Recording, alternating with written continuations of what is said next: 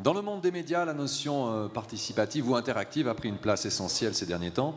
En tout temps, vous pouvez effectivement envoyer à un média une photo prise lors d'un événement ou dans des circonstances particulières. Mais aujourd'hui, les technologies permettent d'aller encore plus loin dans l'interactivité entre un titre et son lectorat ou ses téléspectateurs. La preuve avec nos invités du soir pour cette dernière conférence.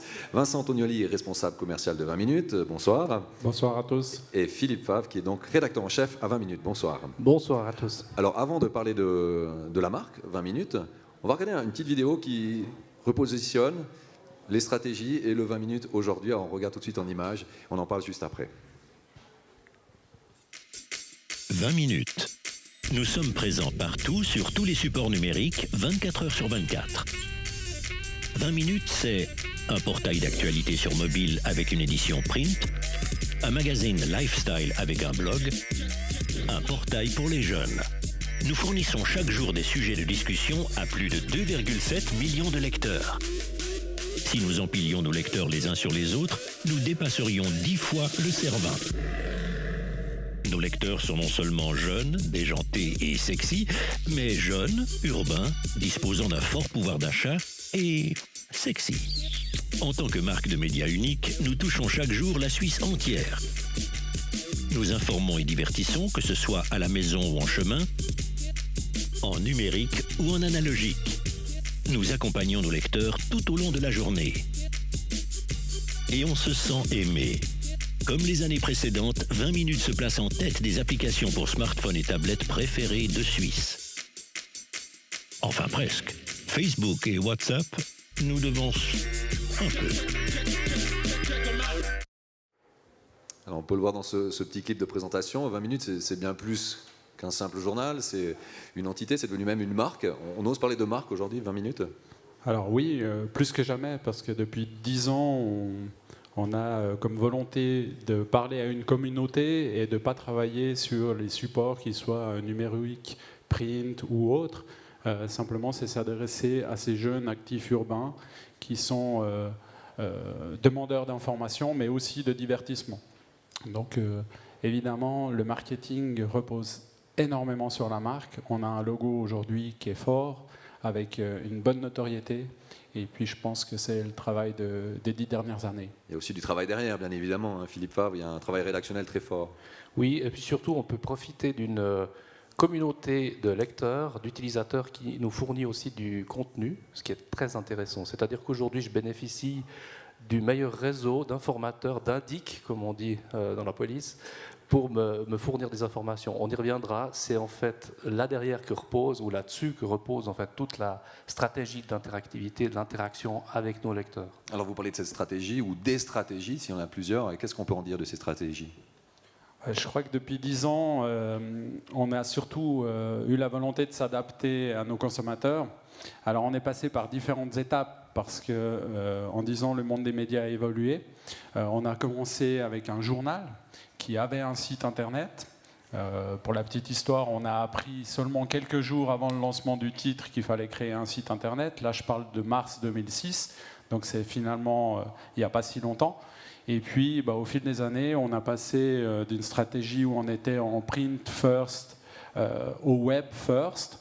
Donc ça, c'était aux alentours de 2010, où on a intégré les rédactions. Philippe Favre est devenu de fait le rédacteur en chef de la rédaction print et digitale de 20 minutes. En 2011, on a également pris un virage important, un virage que d'autres médias prennent seulement aujourd'hui, j'allais dire. On a transformé notre marketing manager en social media manager. Donc on était déjà orienté sur la communauté de 20 minutes et puis de travailler avec les nouvelles technologies. En 2012, on a signé un accord important en termes de vidéo avec un producteur qui nous a permis de mettre au centre de nos contenus le contenu vidéo. Encore une fois, je resitue chaque fois bien dans le temps, on est 2012, alors que c'est aujourd'hui que sur le marché, en particulier suisse, on vous parle de vidéo et de l'importance du contenu vidéo pour les plateformes d'information. Donc, à chaque fois, on passe des étapes. Et puis après, on a adapté notre stratégie en 2014 pour être en live first, avec ensuite du mobile first et en apothéose le lancement de la nouvelle application en août dernier, l'application dont on va vous parler un petit peu plus tard. Alors ces stratégies, Philippe Favre, en termes de journalisme, qu'est-ce qu'elles ont induit dans les changements de méthodologie de travail peut-être? C'est une véritable révolution culturelle au niveau du travail journalistique, puisque expliquer à quelqu'un qui a toujours écrit dans un journal qu'il doit publier même ses scoops directement sur le web où tout est partagé, c'est extrêmement compliqué. Ça veut dire qu'il faut vraiment changer sa boussole dans sa tête et se dire non, c'est pas grave. Si je partage mon information avec tous, même si elle est exclusive, c'est pas un problème. J'ai encore aujourd'hui des rédacteurs qui me disent oh, je vais garder mon texte pour demain parce que c'est une exclusivité, je vais le garder, ça va être bon pour le print, pour la marque, etc. Et c'est une démarche qui est ancienne aujourd'hui. Aujourd'hui, on balance tout ce qu'on a sur le web, sur le mobile en particulier, parce que c'est ça l'avenir. C'est pas l'avenir, c'est aujourd'hui. Alors, il y a la notion d'être le premier à. On parlait tout à l'heure de cette interactivité avec les MMS reporters, c'est un bon exemple.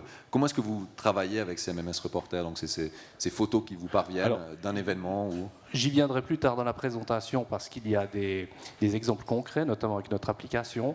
Mais c'est vrai qu'aujourd'hui, on travaille avec ce réseau. On reçoit via une plateforme des photos ou des informations. Je rappelle qu'hier, par exemple, nous étions les premiers en Suisse à annoncer la démission de notre conseillère fédérale, Evelyn Widmer-Stumpf, grâce à un MMS reporter. Donc c'est vous dire l'importance de notre système. Et à partir de là, on les traite, ces informations, comme n'importe quel autre canal, c'est-à-dire vérification, traitement journalistique, hiérarchisation, et ensuite publication. Alors qui dit stratégie dit bien évidemment par la suite des résultats. On attend des résultats. Quels sont ces résultats aujourd'hui? Je crois que les résultats, on peut être très fiers, ils sont excellents. Si je parle d'audience, au moment où tout le monde se pose des questions sur la baisse de lectorat print, comment ils peuvent agir pour fidéliser cette audience, nous on a réussi à développer de manière exponentielle notre audience et on atteint aujourd'hui plus de 2 700 000 personnes au travers de nos plateformes d'information et de divertissement sur l'ensemble de la Suisse. Donc le journal en Suisse romande a compté un peu plus de 500 000 lecteurs, c'est toujours le cas aujourd'hui. Sur l'ensemble de la Suisse, on était plus haut que 2 200 000, mais il y a quand même encore un gap qui s'est passé. On est à 600 000 personnes supplémentaires grâce aux plateformes digitales et aux mobiles en particulier, puisqu'aujourd'hui, notre audience digitale elle est à 80% mobile et à 20% sur les appareils desktop de bureau, par exemple. Et concrètement, si on devait illustrer ces résultats qui sont positifs, avec vos différentes plateformes, vos différentes marques, qu'est-ce qu'on pourrait montrer et valoriser ? Je crois qu'aujourd'hui, pour une marque comme 20 minutes, il ne faut pas se le cacher, qui est une marque commerciale avant tout, la plus belle preuve, c'est nos résultats financiers. Aujourd'hui, entre 2010 et 2014, on a triplé notre chiffre d'affaires digital. Donc c'est encore des petits chiffres si on compare au chiffre d'affaires print, mais on remarque qu'il y a quand même une possibilité de compenser cette perte du chiffre d'affaires publicitaire pour les journaux. C'était d'ailleurs le cas en 2014, on l'a fait une fois, je ne sais pas si on le refera, mais on a réussi à compenser la baisse du chiffre d'affaires print par le chiffre d'affaires digital. Depuis 2012, on a quadruplé notre chiffre d'affaires mobile. Donc là, on voit aussi qu'il y a une source de chiffre d'affaires potentiel pour la marque 20 minutes. Ce qui fait qu'aujourd'hui, sur l'ensemble des plateformes, avec un chiffre d'affaires qui pour cette année va encore progresser tant pour le mobile que pour le digital dans son ensemble de près de 20-25%, on va réussir à faire plus de 25% du résultat de la marque 20 minutes sur la Suisse grâce au digital. Et ça, je pense que c'est le plus beau succès finalement pour une marque, je le rappelle, qui n'a que 10 ans en Suisse romande, respectivement 16 ans sur la Suisse. Mais est-ce que le print va perdurer? C'est une question qui doit souvent revenir dans vos discours, dans vos réflexions, et aussi peut-être avec le public et l'audience. Est-ce que le 20 minutes va encore exister un jour? Pour l'instant, si on regarde les chiffres, le print a encore une belle vie devant lui, simplement au niveau chiffre d'affaires et au niveau lectorat. Mais c'est clair que 20 minutes est prêt à basculer uniquement dans le online si c'est nécessaire. En tout cas, Les équipes sont formées, prêtes, elles travaillent sur les deux supports, donc du jour au lendemain, on pourrait switcher sans problème. Mais c'est vrai que c'est quelque chose de culturel aussi. On l'a vu au Canada très récemment, un média qui est passé directement sur du digital en laissant tomber le print. Ça fait peur, ça. Qu'est-ce que ça vous inspire? Pour nous, je crois qu'il n'y a simplement pas d'importance de savoir sur quel support est consommée l'information ou le divertissement. On a parlé tout au début d'une marque 20 minutes qui est en lien avec sa communauté. On parle ce soir d'interaction. Et je crois que finalement, c'est vous, lecteurs, utilisateurs, qui allez nous demander où et comment vous voulez consommer ces informations ou ce divertissement. Pour nous, peu d'impact. On a maintenant une bonne maîtrise de quel contenu doit être diffusé à quel moment et sur quelle plateforme. Donc on fera le switch, comme l'a dit Philippe, sans aucun problème. Je répète juste, parce que Philippe l'a souligné, qu'aujourd'hui, si on peut financer le développement digital de 20 minutes, c'est grâce au chiffre d'affaires print. Donc là-dessus, il y a un modèle d'abord économique avant que ce soit un modèle de consommation. Je peux rappeler aussi que j'ai donné le chiffre de 2 200 000 lecteurs en Suisse. Aujourd'hui, on est à peu près à 2 millions. 2 700 000 lecteurs utilisateurs, selon les derniers résultats, print et digital. Donc on a encore un joli potentiel pour développer l'audience, une audience qui est aujourd'hui majoritairement print, encore et toujours. Alors, quand on est arrivé en 2006, on nous a prédit 2 ans, 3 ans. Aujourd'hui, on va fêter nos 10 ans. Je pense que c'est déjà un bout de réponse à ceux qui pensent que le print va disparaître demain. Et ce que je peux ajouter, c'est qu'aujourd'hui, le print, finalement, n'est que le résumé de ce qu'il y a eu sur le web la veille. Donc, on est déjà dans cette logique.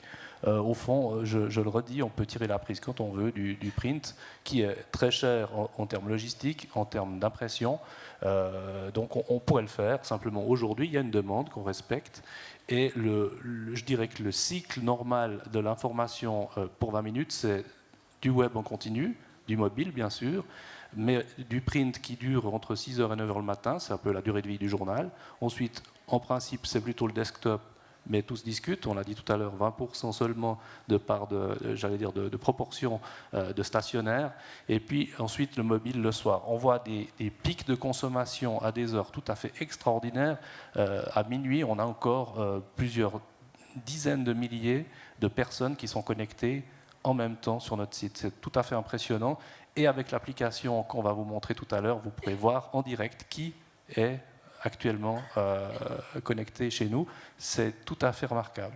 On va revenir donc à cette notion d'interactivité avec des exemples concrets pour bien comprendre comment vous intégrez aussi le public, votre audience, les gens qui vous consomment. Alors, oui, en effet, on crée des concepts aujourd'hui à l'heure du content marketing. Évidemment, il faut prendre également les clients commerciaux avec nous pour créer des histoires, fabriquer des stories qui nous permettent de générer de l'interactivité avec notre communauté.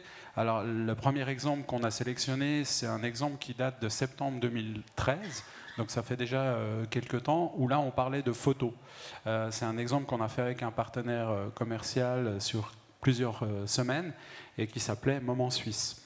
Alors, je vais peut-être laisser Philippe donner plus de détails sur Moment Suisse, mais je dirais que l'idée au départ, c'était de travailler sur la photo avec une application qui vous permettait de prendre en photo le moment que vous étiez en train de vivre. 2013, on est aujourd'hui en 2015, ça paraît un truc complètement logique. On était au balbutiement de ces éléments-là. Le selfie n'existait, pour ainsi dire, pas en 2013, et ça nous permet aussi de surfer sur la vague de ce qui se passe sur le marché.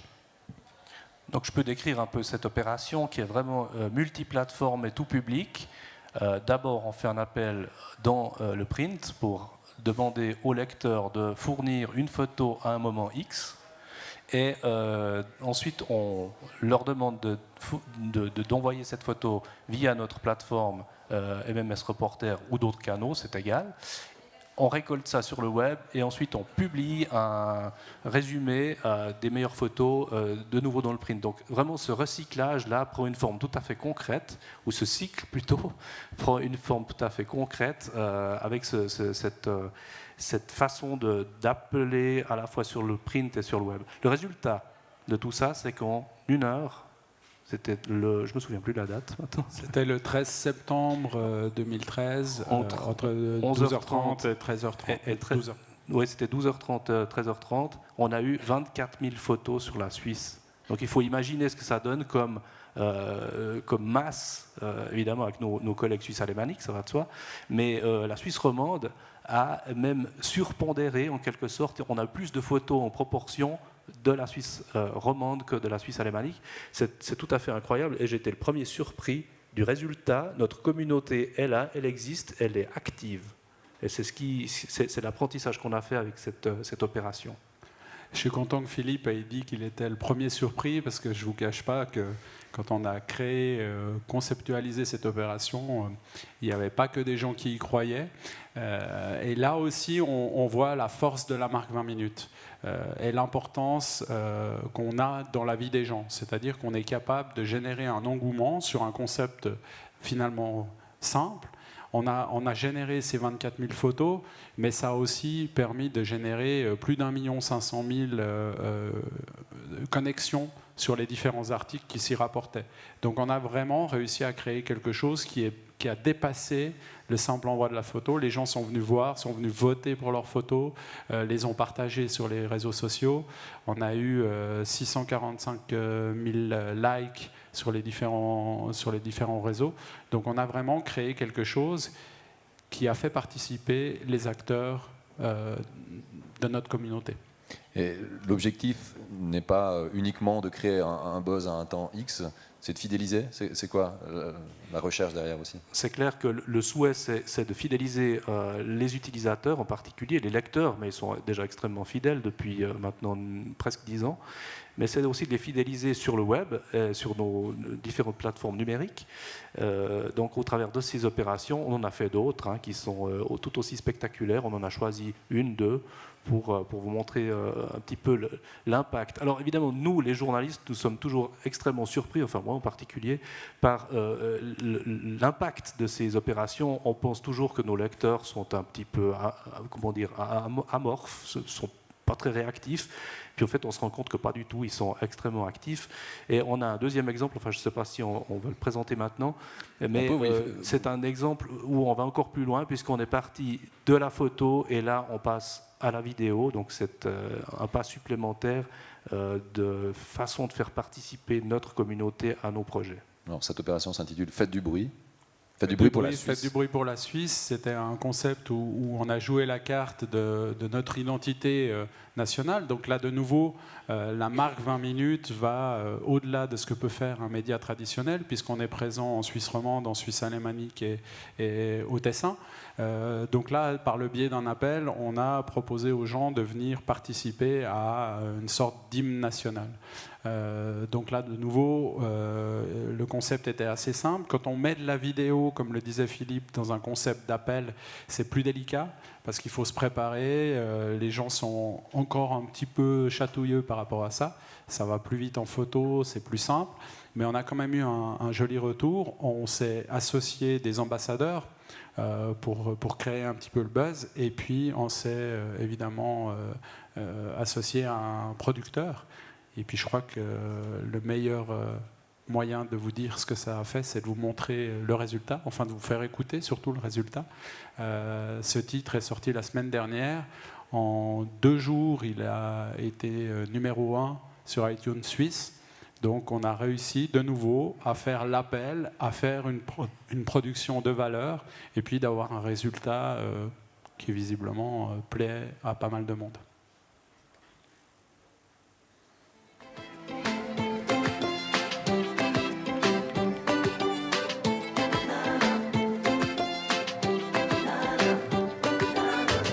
Ce moment où tout le monde va bien, on se rencontre, on crée des liens. T'écoutes ce rythme mais ça reste en toi. La joie de vivre se ressent comme ça. Allez toi, je suis là, oublie tout et rejoins-moi. Ce moment n'est là qu'une fois.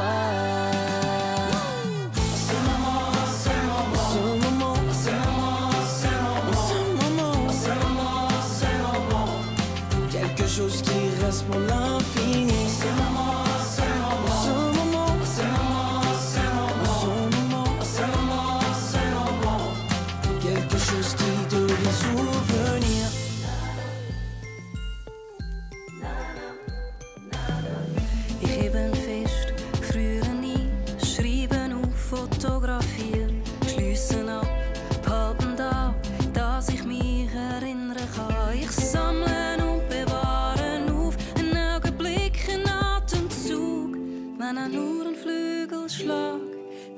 dansen je vergaat. I den moment, i den moment, i den moment, i den moment, i den moment, i den moment, i den moment. Uppis var för immer blir. I den moment, i den moment, i den moment, i den moment, i den moment, i den moment, i den moment.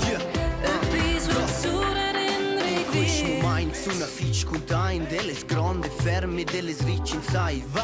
Via via, guarda kraai en tai. Questa stia vita, a tu és rai. Det til vivi mai, had ja, det er sjøls de som frei. At venja lossa er kort, skort. Es minchia pasce tu fasci, di squish mo mind. Shatti vaso tu stas. E se potessi ti regalerei gli occhi per farti disegnare le mie lacrime di gioia, di noia, di paranoia. Su queste guance le vigne acerere. Il mio volto è solcato dalle note. Il fuoco della terra non usa le parole. Non lo puoi spegnere, guarda, ci devi credere. In un posto senza remore, regole e decibel. Quel momento, quel momento, Quel momento, quel momento, quel momento, quel momento, quel momento, qualcosa di indelebile. quel momento, quel momento, Quel momento, quel momento, quel momento, quel momento, quel momento. un ricordo indelebile. Ce moment, ce moment, ce moment, ce moment, ce moment, ce moment. Qualcosa di indelebile. Del momento, del momento, del momento, del momento, del momento, del momento. Un ricordo indelebile. Faites du bruit pour la Suisse. C'est un des projets que vous avez mené en termes d'interactivité. Tous les projets que vous menez dans ce sens-là se veulent nationaux? Alors, on tente toujours de jouer la fibre nationale et d'utiliser notre audience au mieux sur l'ensemble du territoire. Bien sûr, ce n'est pas toujours possible, mais je crois que cet exemple, il est criant de ce qu'on peut faire quand on se met ensemble. Alors, on ne va pas faire de débat sur l'identité suisse et le fait qu'on peut travailler tous ensemble, quand bien même, part du succès de 20 minutes et de 20 Minuten, respectivement de 20 minuti, il y a cette collaboration entre les collègues alémaniques, les collègues romans et les collègues tessinois. Et je crois que là aussi, c'est certainement un esprit d'ouverture qu'on a dans nos équipes qui nous permet d'avancer, qui nous permet d'innover. Parce que finalement, l'innovation, c'est moteur de notre succès. Et on va parler maintenant un petit peu d'innovation avec notre nouvelle application. C'est vrai que c'est votre nouvel outil. Votre nouvel outil que vous venez de lancer, cette nouvelle application. Alors on va pouvoir la tester en direct avec vous. Déjà dans un premier temps, qu'est-ce qui primait dans le lancement de cette nouvelle application? On sait que c'est un outil qui marche extrêmement bien. Qu'est-ce qui a été recherché? On ne va pas nommer des aspects techniques, mais qu'est-ce qui était souhaité avec cette nouvelle application? Je crois de nouveau, le mot principal, c'était d'innover, c'était de coller à la réalité de la consommation d'informations et de divertissement de nos utilisateurs et de notre communauté. Donc très clairement, aujourd'hui, on sent qu'il y a une tendance sur l'interactivité, sur les réseaux sociaux. Donc on voulait avoir une dimension social media pour notre application. Il y a une notion de passe-temps, parce que 20 minutes est aussi une marque qui permet de passer son temps. Je crois qu'il ne faut pas en rougir. Très souvent, j'ai eu l'impression que c'était quelque chose qui pourrait déranger nos rédacteurs en chef. Et ce sont les premiers à dire que non, en effet, 20 minutes, c'est aussi un média qui permet de se divertir quand on a un moment à passer. Donc c'est une deuxième dimension de l'application que Philippe va détailler tout à l'heure. Et puis après, évidemment, il y a une notion de personnalisation, parce qu'aujourd'hui, sur les différents réseaux sociaux, qui sont entre autres nos concurrents, si je prends Facebook ou Google et autres, il y a une possibilité de personnaliser son média. Et c'était un petit peu les mots d'ordre pour cette nouvelle application. Alors, on va la découvrir, on va vivre ensemble ces 4 univers. Alors, ce qu'on va faire, c'est la stratégie de l'interactivité ou de l'interaction, mais appliquée. C'est-à-dire que mon doigt se trouve là-bas, puisque c'est Vincent qui va dérouler l'application, puis je vais essayer de la commenter. Parce qu'évidemment, je n'arrive pas à tout faire, j'ai que 2 mains, hélas. Donc, cette application, ce qu'il faut dire aussi, c'est que c'est vraiment la synthèse de ce qu'on a voulu dans l'interactivité, l'interaction et impliquer la communauté. Donc la première chose évidemment qu'on présente, et c'est forcément celle qui est la plus consultée, c'est la vue classique, c'est-à-dire la vue des nouvelles habituelles. Mais déjà à ce niveau, donc je dis habituel par rapport à tout ce qui se fait à la concurrence. Et déjà à ce niveau, vous avez un certain nombre de possibilités de commenter ou d'apporter votre contribution sous la forme du lecteur reporter. Donc ici, vous avez affiché la petite bannière lecteur reporter, et il vous suffit de cliquer dessus, de nous envoyer une photo, une information, elle est traitée directement par la rédaction.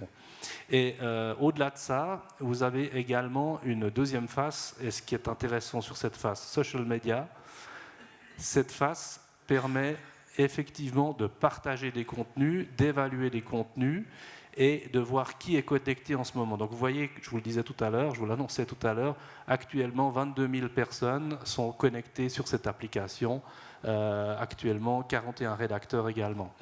Et vous avez évidemment toutes sortes de classements, toutes sortes d'évaluations, les articles les plus controversés, les plus appréciés, les plus commentés, etc. etc.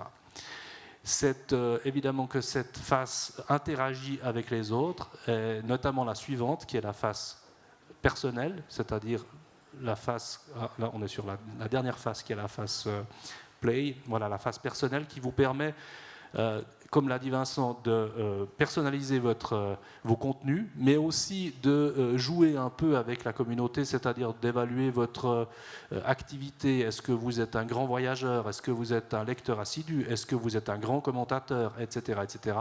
Et vous pouvez vous comparer avec un profil qui est accessible évidemment au reste de la communauté, avec laquelle vous pouvez interagir. Vous pouvez évidemment choisir votre fil photo. Et bien sûr, il y a une messagerie qui permet de nouveau d'interagir avec le reste de la communauté.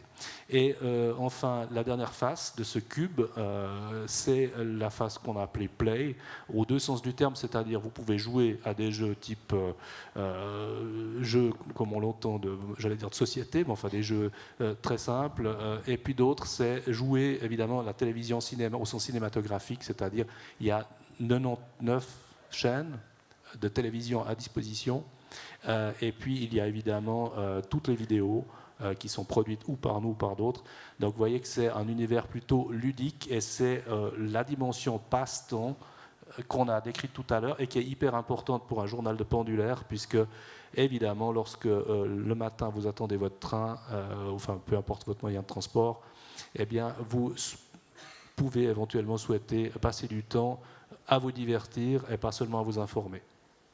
Donc vous voyez sur cette face qu'on a des petits gadgets, 3 minutes à tuer, respectivement 10 minutes à tuer. Donc on va très loin et on se positionne sans ambiguïté envers notre communauté, sans scrupule aucun, pour leur dire oui, c'est aussi la mission d'une marque comme 20 minutes.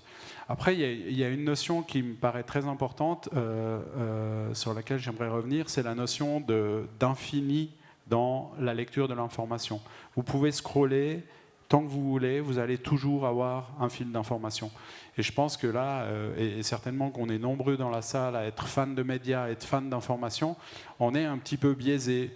Je dis souvent que mon modèle, c'est mon épouse, parce qu'elle est capable le vendredi de me dire « Ah tiens, j'ai lu ça sur 20 minutes », alors que c'est une story qui date de 3-4 jours. On n'est pas tous accro aux sites d'information. On ne passe pas tous notre journée à lire des news sur les différents sites ou sur les différentes applications. Et cette notion d'avoir un contenu évidemment le plus chaud possible sur la première partie de l'application tout en haut, puisque vous avez une mise à jour en continu en fonction de l'actualité, en fonction du choix des lecteurs et des utilisateurs, mais d'avoir aussi à l'autre opposé un contenu qui, si on va tout en bas, on va voir un plutôt se positionner sur l'application. On l'avait dit, c'est infini. Voilà. On va rester encore un petit moment alors. Vous avez plutôt, et ce sont donc des news qui datent de quelques heures, voire quelques jours. Et nous, elles ne nous intéressent plus, Mais il y a toute une partie de la communauté, celle qui va consommer de l'information qu'une fois par jour ou que 2 fois par semaine, qui sera intéressée d'aller chercher un petit peu plus loin. Donc on va pouvoir vraiment garder l'information le plus longtemps possible et comme ça faire vivre les articles. C'est un outil, vous l'avez dit, novateur, audacieux aussi quelque part. Est-ce que vous avez déjà des premiers retours en termes de consommation de cette application? C'est un peu difficile actuellement parce qu'il y a eu l'effet d'annonce évidemment qui a généré, il y avait un intérêt autour de l'arrivée de cette application, donc je pense qu'il serait sage d'attendre quelques mois pour voir comment réagissent nos utilisateurs et voir si vraiment cette application suscite l'intérêt qu'on suppose, mais les premiers résultats sont tout à fait excellents. Je crois qu'on a aussi une carte à jouer au niveau de l'innovation, c'est par rapport au marché publicitaire, puisqu'on l'a dit, aujourd'hui le marché publicitaire change, déserte le print, va sur des plateformes comme Google ou comme Facebook, et ça fait mal aux éditeurs locaux ou même nationaux pour notre pays. Donc là aussi on doit innover. Alors aujourd'hui on a une nouvelle plateforme, vous avez vu que simplement en glissant je fais tourner les différents univers. Alors là, de nouveau, on a l'impression pour nous qui avons travaillé sur ce projet que c'est entendu, que tout le monde le voit. J'étais encore avec des gens hier qui disaient « Ah bon, je ne savais pas », alors qu'ils l'ont lu quelque part, mais il leur manquait le fait de démontrer qu'on peut swiper sur cette application. Alors vous avez ici une publicité animée qui est fixe. C'est un rectangle. Celui-là peut être un cube aussi animé. Et donc, publicitairement parlant, on peut aussi vous proposer de venir ici avec un cube qu'on va pouvoir swiper et vous donner l'opportunité d'avoir 4 faces différentes. On va créer des nouveaux contenus. On va pouvoir les contextualiser aussi par rapport à la communauté qu'on connaît de mieux en mieux.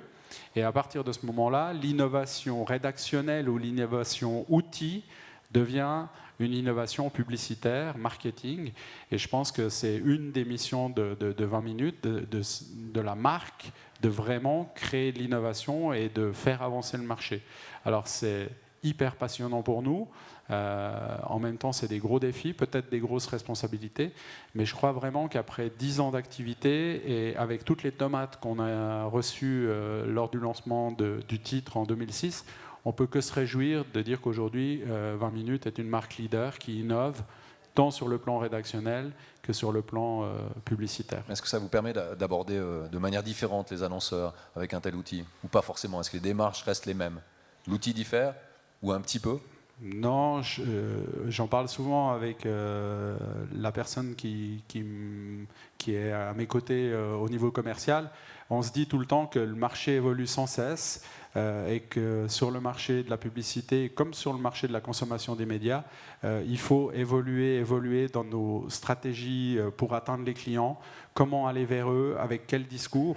Donc ça, c'est quelque chose qui s'adapte. Et je pense que les clients sont demandeurs. Ils attendent de 20 minutes qu'on vienne avec des nouvelles solutions. Ils attendent qu'on vienne leur montrer des choses qu'ils n'ont jamais faites. Et puis, il faut oser de temps en temps prendre un risque. Les Canadiens disent prendre une chance, c'est quelque chose qui nous colle assez bien parce qu'on va tenter des approches, faire des choses avec les annonceurs. On parlait avant de moments suisses ou de faites du bruit pour la Suisse. C'est des concepts sur lesquels les annonceurs ont dû se positionner et finalement nous faire confiance. Donc la démarche de 20 minutes d'aller vers les annonceurs pour aussi inventer des nouvelles choses, elle n'est pas nouvelle et elle est jointe ou parallèle à celle qu'on a pour créer de nouveaux produits rédactionnellement parlant. Alors est-ce que ces outils changent aussi la manière de traiter l'information? On a pu le voir, cette notion d'interactivité, les MMS reporters, là on va encore plus loin. Qu'est-ce que ça change pour vous au quotidien? Si on parle des fondamentaux du journalisme, je dirais que ça ne change rien du tout. On l'a dit en filigrane tout à l'heure, finalement, peu importe le support, pourvu qu'on fasse notre métier. Et j'ai même tendance à dire, plus les réseaux sociaux seront présents et remplaceront peu à peu peut-être d'autres façons de communiquer, plus le journaliste sera important pour trier, hiérarchiser, vérifiée. Et je tiens beaucoup, en tant que journaliste, à ce que l'information soit vérifiée. Ça veut dire que ce n'est pas parce qu'on reçoit un MMS Reporter, qu'on reçoit je ne sais quel autre canal, une information qu'elle est vraie. Et j'insiste beaucoup là-dessus parce que c'est vraiment le piège dans lequel les rédactions ne doivent pas tomber. Donc l'évolution est plutôt sur la capacité à trier et vraiment à essayer de rester sur ses fondamentaux malgré toutes ces innovations. Ne jamais tricher, ne jamais se tromper parce qu'on veut aller trop vite. Et c'est vrai qu'aujourd'hui, la grande différence, c'est le rythme de travail. Les journalistes sont obligés aujourd'hui, ce sont des sprinters. Il y a 20 ans, quand j'ai commencé ce métier, c'était des marathoniens. Donc c'est un autre profil. Justement, alors, cette situation, est-ce qu'elle est problématique dans le traitement de l'information ? Vous recevez une information, un MMS Reporter ou autre, ça doit être diffusé sur une multiplateforme. Et ça, c'est une complexité, bien évidemment. Est-ce que c'est un danger aussi ? Je ne veux pas banaliser le boulot de l'équipe de 20 minutes, mais c'est vrai qu'on a l'habitude de le faire depuis toujours, depuis qu'on a créé ce titre, puisqu'on l'a dit tout à l'heure, le web a été créé en même temps que le print. Et donc, on a l'habitude de traiter sur plusieurs supports. On essaye de trouver des compétences, on l'a dit, on a un prestataire externe qui s'occupe des vidéos, puisqu'on s'est rapidement rendu compte qu'à ce niveau-là, on ne régatait pas vraiment. Et je pense qu'on met tous nos atouts de notre côté, et surtout on met une organisation en place, qui passe notamment par la convergence, on pourra peut-être y revenir tout à l'heure, la convergence des rédactions qui permettent de vraiment couvrir tous ces domaines d'activité avec des gens qui ont suffisamment de routine pour ne pas tomber dans les pièges que j'ai évoqués tout à l'heure. Alors pour revenir à cette notion d'interactivité, est-ce que selon vous, que ce soit en termes rédactionnels ou marketing, il y a des limites ? Aujourd'hui, en tout cas, en termes marketing, j'aimerais pas mettre de limites. Parce que je pense que, encore une fois, il faut inventer un nouveau monde. Vous avez deux façons de vous positionner finalement en tant que média. Soit vous subissez et puis vous jouez au Calimero. Soit vous inventez, vous créez, vous essayez des choses. Puis des fois ça marche, des fois ça déborde un petit peu. Le cadre rédactionnel, le cadre quelles sont les informations que je donne à quel moment, il est toujours aussi strict. Je crois que Philippe peut le repréciser, mais ça fait maintenant 10 ans qu'il est rédacteur en chef. Je ne crois pas que la ligne rédactionnelle ait changé d'un iota. Les règles sont toujours les mêmes. Il se bat, il l'a dit avant, avec les journalistes pour que les fondamentaux soient toujours les mêmes. Maintenant, ça n'empêche pas de changer les méthodes de travail, ça n'empêche pas de changer le rythme de travail, et puis ça n'empêche pas d'inventer des choses. En termes marketing, on peut se lâcher un peu plus. Je dirais que les clients commencent gentiment à se dire là aussi que le marketing, je m'excuse, mais à grand-papa n'existe plus. Et puis qu'il faut inventer des nouvelles choses, communiquer différemment, parce qu'autrement, les consommateurs d'informations, nos clients, vos clients, ils vont se tourner vers des plateformes du type Facebook, Google, qui, eux, déjà ont pris ce virage il y a 10 ou 15 ans. Donc, il faut arrêter de se mettre des barrières pour éviter de créer des choses. Il faut plutôt essayer d'inventer et puis de casser toutes les barrières possibles. En termes rédactionnels, des limites à l'interactivité ? Alors, les limites déontologiques, j'en ai parlé tout à l'heure, je ne vais pas y revenir. Puis il y a une autre limite qui est exceptionnelle pour notre communauté, c'est ce que j'appelle le phénomène wiki. C'est-à-dire que parmi les 680 000 personnes qui nous suivent chaque jour sur nos différentes plateformes et sur le print, on a toujours un spécialiste. J'ai un exemple qui me vient d'ailleurs du Luxembourg. On a également là une publication qui s'appelle L'Essentiel au Luxembourg, à qui on fournit des pages lifestyle. Et il s'est trouvé que nous avons publié une photo d'un chien. Jusque-là, tout va bien. Jusque-là, tout va bien. Mais sauf que quelqu'un du Luxembourg nous a dit que ce chien n'est pas un husky, mais un chien-loup de Tchécoslovaquie. Donc on avait un spécialiste qui a réussi à reconnaître une race de chiens.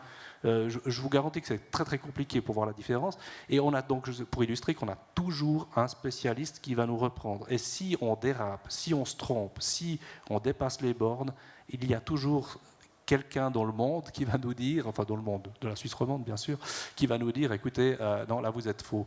Sur les réseaux sociaux c'est la même chose. Dès que vous dépassez les bornes, il y a une vague d'indignation qui se crée. Donc il y a aussi une espèce d'auto-contrôle qui permet peut-être aussi de mesurer quelles sont les limites. En dehors, évidemment, je le répète, la déontologie, j'y tiens beaucoup. Cela souligne aussi que votre public, vos consommateurs, ne sont pas que passifs, hein, quand on voit un exemple comme celui-là ou d'autres. Alors, ils sont extrêmement actifs puisqu'on a même inventé une nouvelle fonction sur notre application qui est corriger nos fautes. Enfin, c'est une faute, point d'interrogation, et vous pouvez à tout moment intervenir auprès de la rédaction et dire non, écoutez, ça c'est faux, il y a une faute d'orthographe, il y a une faute de fond ou de forme. Et évidemment, quand on a introduit ça, ça a été un tollé dans la rédaction. Parce qu'évidemment, avouer qu'on est capable de faire des fautes dans une rédaction, mais c'est un truc qui est juste épouvantable. Enfin, pour un journaliste, c'est pas possible.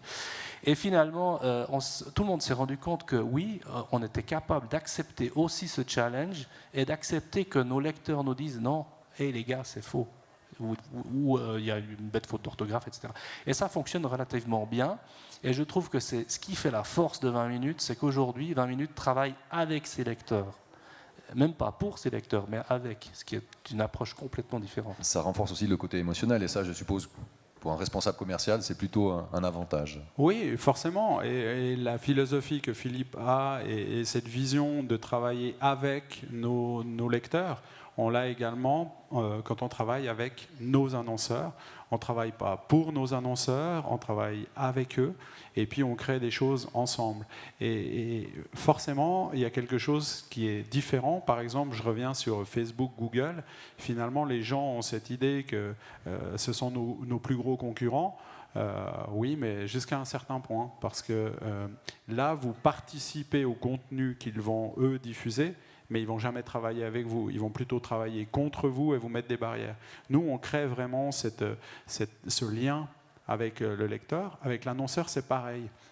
On va se rencontrer avec l'annonceur, les mains dans les poches, feuille blanche, et puis on va décider ensemble de raconter une histoire, on va inventer l'histoire, puis ensuite on verra les moyens qu'on peut utiliser ou qu'on peut mettre à disposition.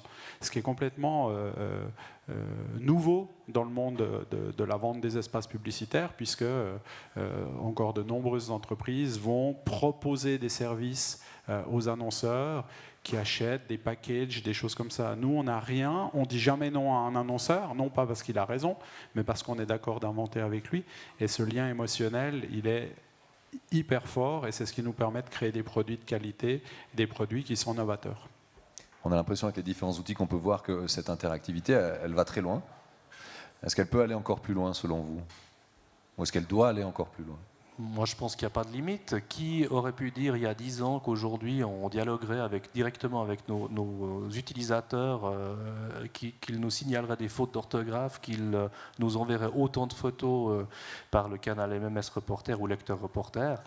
Je ne vois pas où est la limite. Voilà, on verra ce que la technologie nous réserve, mais aujourd'hui, notre nouvelle application montre qu'on peut aller déjà très très loin. C'est un avis que vous partagez? Totalement. Je pense qu'il ne faut surtout pas se fixer des limites. Et là, je pousse un petit coup de gueule pour le Suisse que je suis. Arrêtons de se la jouer à la Suisse. Le Suisse, il met les limites avant de créer quelque chose. Créons, puis après, on verra s'il y a des limites, mais ne les mettons pas avant qu'elles soient là. Merci, je crois que c'est une bonne conclusion pour cette discussion autour de l'interactivité. On va passer aux questions-réponses. N'hésitez pas à vous lancer. Ces messieurs sont là pour ça aussi. Alors, qui ose? Le premier à se lancer? Personne? Vous avez été plus que clair et précis. Alors, on va peut-être aborder une autre facette. On va clore cette partie de stratégie d'interaction et d'interactivité. Merci beaucoup, messieurs, pour votre participation. Et on va continuer à rester dans l'univers du 20 minutes, puisque dans quelques instants aura lieu le lancement d'une nouvelle marque qui s'appelle 20 Minutes Friday. Vincent Antonioli, alors en quelques mots, qu'est-ce que ce 20 Minutes Friday? Le prolongement de tout ce que je viens de dire. Tout simplement. L'innovation, oser, lancer des produits. On a une marque, 20 Minuten Friday, qui existe jour pour jour ou quasiment depuis 7 ans, puisqu'elle a été lancée le 31 octobre 2008. C'est un magazine hebdomadaire dédié au lifestyle, à la beauté, au nightlife, etc. Et puis, fort de cette marque, l'an dernier, on a lancé en septembre une plateforme qui s'appelle fridaymagazine.ch, qui est donc le prolongement du magazine suisse alémanique. Et de nouveau, fort du succès, de l'attrait que ça peut avoir sur le marché des lecteurs, mais également sur le marché publicitaire, on s'est dit il faut tenter l'aventure en Suisse romande. Alors évidemment, on a un petit déficit par rapport à nos collègues alémaniques, c'est qu'ils avaient un magazine et ils en ont fait une plateforme online. Nous, on n'a que la plateforme online, donc une marque inconnue sur le territoire roman. Mais je peux vous dire, puisqu'on l'a lancé il y a 2 mois, à peu près jour pour jour aussi, puisque c'était le 28 août, qu'on a déjà un très beau succès avec cette plateforme. Et puis, tant sur le marché publicitaire que sur le marché des lectrices et des lecteurs, on a réussi à créer quelque chose de sympathique. Maintenant, sur le concept, peut-être que Philippe veut en dire quelques mots, mais je crois que le plus simple, c'est peut-être d'inviter Emmanuel Coissy, qui est le responsable de la plateforme en Suisse romande, puis qui puisse nous dire ce qu'il en est. Bonsoir. Bonsoir. Bonsoir. Sous les applaudissements, bonsoir Emmanuel Coissy. Oui. Au préalable, il faut d'abord que je plaide coupable, puisque je suis l'auteur de l'article qui a fait la confusion entre le ski et le chien loup de Tchécoslovaquie. Donc j'aimerais profiter du micro qui m'a offert pour remercier notre lecteur fidèle, cynophile au Luxembourg. Pour revenir à Friday, donc comme l'a dit Vincent, effectivement, c'est le magazine lifestyle de 20 minutes. Il a été lancé il y a quelques semaines en Suisse romande. C'est un média qui vit au diapason des tendances internationales avec une sensibilité suisse dans son traitement. Les sujets que nous abordons sont des thématiques liées à la mode, à la beauté, au design et aussi au people. En fait, plus particulièrement, ce sont les tendances de la beauté et de la mode qui sont présentées à travers des people et des people qui sont présentés parce qu'ils sont jeunes et beaux. Et est-ce que vous cherchez à toucher un autre public avec ce nouveau projet ou pas forcément? C'est de fidéliser déjà les gens qui vous suivent dans ce domaine-là? Qui nous suivaient déjà au préalable sur 20 minutes, vous dites? Exactement. Difficile à dire? C'est difficile à dire parce qu'on n'a pas encore le recul pour pouvoir savoir qui sont précisément nos lecteurs. Pour l'instant, on sait que le lecteur de 20 minutes est jeune, urbain, branché, on l'a dit. Donc il y a une demande, mais il y a une attente. effectivement, il y avait une attente à ce niveau-là. Je parlerai davantage de prolongement. Oui, je pense que le terme prolongement est un bon terme. On a aujourd'hui des plateformes qui nous permettent de prolonger la relation et cet aspect émotionnel dont on parlait avant, que nous avons avec la communauté 20 minutes sur des plateformes comme Friday, mais aussi comme Tillate. Donc on a des univers, nightlife ou lifestyle, qui viennent se greffer. Et puis je crois que la communauté 20 minutes est friande de tout cet univers parallèle ou complémentaire qu'on peut leur offrir sur un côté peut-être un petit peu plus divertissant. Maintenant, en termes de cible, pour être un peu plus au niveau marketing, c'est clair qu'avec Friday, on vise d'abord le public féminin, ce qui n'est pas forcément le cas avec 20 minutes. Et puis en termes d'âge, on est légèrement plus jeune avec Friday, quand bien même, et là c'est le jeu qu'on doit jouer avec les collègues alémaniques, quand bien même 20 Minuten Friday a déjà atteint une certaine maturité et s'adresse aujourd'hui à une femme adulte, qui je dirais à 25 ans. Alors que nous sommes à la base plutôt pour un public 16, 20, 16, 25. Donc là, il y a une petite nuance à apporter, mais on a différentes études qui prouvent que les consommateurs sont des zappers, ça tout le monde le dit et le sait, donc il faut leur offrir un panachage, et puis l'audience des titres et des marques, elle vieillit.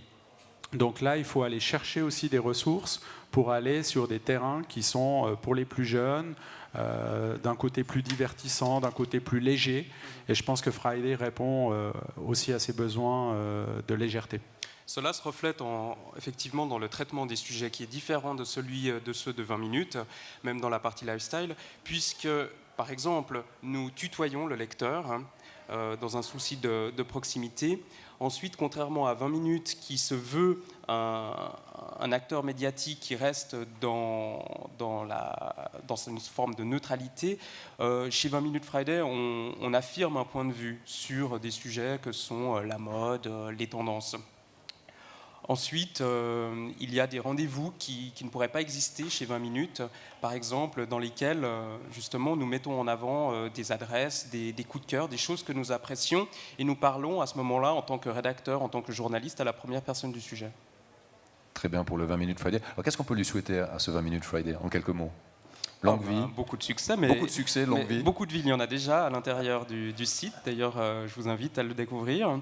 Et oui, longue vie, oui. Donc, longue vie à 20 minutes Friday. Alors, moi, si je peux peut-être dire un petit mot sur ce qu'on souhaite à Friday. On souhaite d'abord à Friday de faire une belle fête ce soir, puisque 2 mois après son lancement, on profite, et merci aux organisateurs du Swiss Web Programme Festival pour faire une soirée avec nos partenaires. Donc, j'imagine que vous allez tous être avec nous tout à l'heure. Et je pense que c'est un premier élément qu'on doit souhaiter à Friday, c'est que cette soirée soit réussie, parce que finalement, là aussi, on va être en lien avec nos lecteurs, notre communauté. Il va y avoir des blogueurs qui vont nous rejoindre.